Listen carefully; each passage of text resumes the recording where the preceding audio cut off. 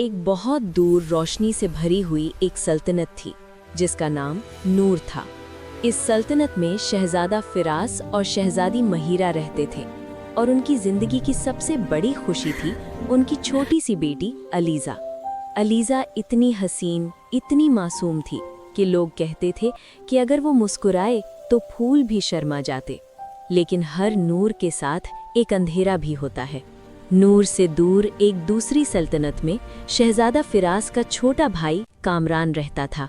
उसके दिल में न मोहब्बत थी, न खून के रिश्ते की कद्र, सिर्फ तख्त और ताकत की भूख। एक तूफानी रात कामरान ने अपने फौज के साथ नूर पर हमला कर दिया।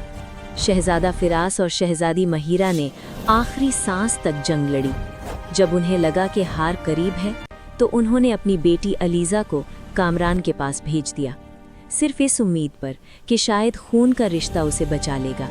मगर उस रात नूर के साथ साथ अलीज़ा के माँ बाप भी शहीद हो गए। अलीज़ा जिंदा तो बच गई, लेकिन कामरान ने उसे अपनी सल्तनत की बंदी बना लिया। सांस लेने की इजाज़त थी लेकिन जीने की नहीं। वो महल साफ करती,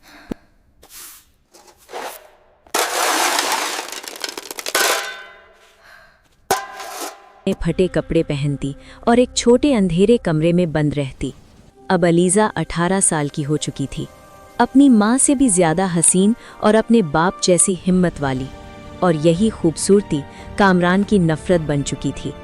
सबसे बड़ा जुल्म ये था कि कामरान ने उसे शहजादा फरीस से मिलने से रोका, जो नूर का पुराना दोस्त था और चुपके से अलीज़ा से मोहब्बत करता था।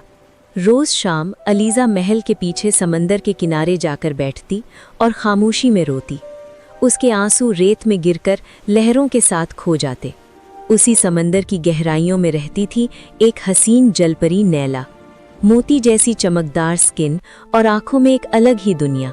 नैला रोज़ अलीज़ा की आहोजारी सुनती थी। तुम इतनी हसीन हो, फिर इतना दर्द क्यों? अलीज़ा ने अपनी पूरी कहानी सुना दी। नैला का दिल गुस्से से भर गया। हम उस जालिम को सबक सिखाएंगे। नैला ने उसे एक जादुई बेरी के बारे में बताया जो रूप बदल सकती थी। प्लान तय हुआ।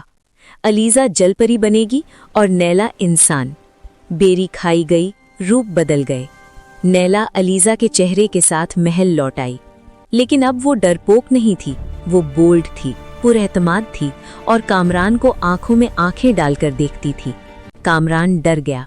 जब शहजादा फरीस ने इस नई अलीज़ा को देखा तो उसका दिल पहली ही नज़र में हार गया।